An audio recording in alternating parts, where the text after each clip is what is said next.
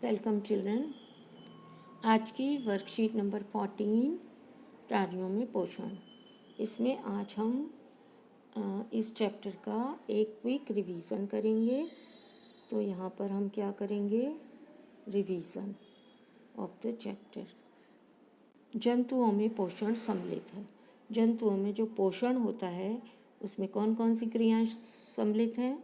पोषण की आवश्यकता है, हमें पोषण की या जीव जंतुओं को पोषण की आवश्यकता क्यों होती है, और अलग अलग जीव जंतुओं को अलग अलग प्रकार के पोषण की आवश्यकता होती है। सेकेंड, भोजन अंतर्ग्रहण करने की विधियाँ। अलग अलग पशु पक्षी या जीव जंतु अलग अलग प्रकार से भोजन को शरीर के अंदर ले जाते हैं। थर्ड, पाचित भोजन का उपयोग। और पाचित भोजन का उपयोग किस प्रकार होता है? इन तीनों प्रक्रियाओं को मिलाकर हम क्या कहते हैं? पोषण। ये सभी क्रियाएं पोषण में सम्मिलित हैं। उसके बाद आपको जानना है कि पोषण एक जटिल प्रक्रिया है। हमने अभी पिछले वर्कशीट्स में जाना कि पोषण क्या होता है। पाचन या पोषण एक जटिल प्रक्रिया होती है। इस जटिल प्रक्रिया में कौन कौन सी क्रियाएं सम्मिलित हैं? फर्स्ट है अंतर्ग्रहण, भोजन को शरीर के अंदर ले जाना। सेकंड आपका क्या है? पाचन। पाचन यानी जो पोषक तत्व हम भोजन के द्वारा खाते हैं या अपने शरीर के अंदर ले जाते हैं, उन पोषक तत्वों का सरल पदार्थों में टूटना। अवशोषण। अवशोषण क्या होता है बच्चों? अवशोषण का मतलब होता है पचे हुए भोजन का रक्त वाहिकाओं द्वारा अवशोषित करना। स्वांगीकरण। स्वांगीकरण क्या होता है? जो पचा हुआ भोजन रक्त वाहिकाओं द्वारा अवशोषित किया गया है उनका कोशिकाओं में पहुंचना और वहां पर उनका उपयोग होना। और लास्ट आपका निष्कासन है। निष्कासन यानी बिना पचा भोजन, अनपचे भोजन का शरीर से बाहर निकालना। इसके बाद हम जानेंगे कि हमारे डाइजेस्टिव सिस्टम के मुख्य पार्ट कौन कौन से हैं, मेन पार्ट्स कौन कौन से हैं। तो मानव के पाचन तंत्र में कौन कौन से मुख्य भाग होते हैं? नंबर 1, मुखगुहिका। मुखगुहिका में दांत, जिह्वा और क्या आता है? लाला ग्रंथि, जिससे लाला रस निकलता है। ग्रसिका पाइप की तरह एक स्ट्रक्चर होता है, पाइप की तरह की रचना है जिससे भोजन आमाशय में पहुंचता है। आमाशय एक थैले जैसी रचना है जहां पर भोजन का आधा पाचन होता है। और ये आधा पचा हुआ भोजन क्षुद्रांत यानी छोटी आंत में एंटर करता है।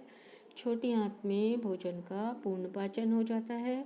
उसके बाद बिना पचा हुआ या अनपचा भोजन बृहद आंत या बड़ी आंत में एंटर करता है, जाता है और बृहद आंत में अतिरिक्त पानी को सोख लिया जाता है और बिना पचा जो भोजन है उसे बृहद आंत के आखिरी भाग, जिसे मलाशय कहते हैं, में स्टोर कर दिया जाता है। लास्ट पार्ट आपका मानव के पाचन तंत्र का गुदा है, जो लास्ट ओपनिंग बृहद आंत की होती है, जिससे हम अनपचा भोजन शरीर से बाहर निकालते हैं। अब रूमिनेंट या रोमंथी कौन से एनिमल्स होते हैं? गाय, भैंस एवं हिरण जैसे घास खाने वाले जंतु रोमंथी या रूमिनेंट्स कहलाते हैं। ये पत्तियों का अंतर्ग्रहण तीव्रता से करके उन्हें निगल लेते हैं। पहले घास या प्लांट पार्ट्स तेजी से खाकर उन्हें निगल लेते हैं।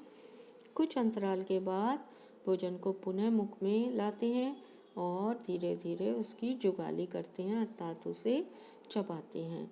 जिस भाग में ये भोजन निगलने के बाद जमा होता है, स्टोर होता है, उसे हम क्या कहते हैं? र्यूमेन कहते हैं। Question answer. दिए गए मानव पाचन तंत्र के चित्र में किन्हीं 5 भागों को नामांकित करिए। यहाँ पर आपको किन्हीं 5 भागों के नाम लिखने हैं। फर्स्ट भाग का नाम आप क्या लिखेंगे? मुखगुहिका। सेकंड भाग का नाम आप क्या लिखेंगे? ग्रसिका। थर्ड, आमाशय। फोर्थ, छोटी आंत। और 5वां, फिफ्थ पार्ट आप लिखेंगे बृहद आंत या बड़ी आंत। मानव पोषण के मुख्य चरण कौन कौन से हैं? बच्चों, मुख्य चरण कौन कौन से हैं?